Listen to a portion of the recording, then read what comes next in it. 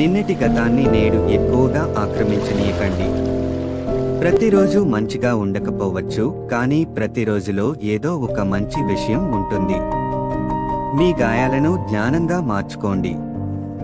మీకు ఆనందాన్ని కలిగించడానికి ఉత్తమ మార్గం మరొకరిని ఆనందపరచడానికి ప్రయత్నించడమే.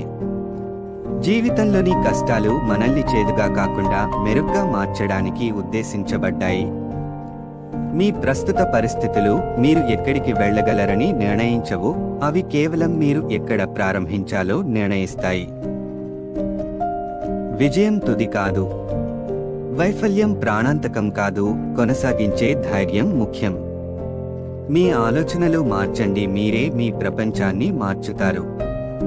మీరు చేయాల్సిందల్లా మీరు కూర్చున్న దగ్గర నుంచి కదలడమే.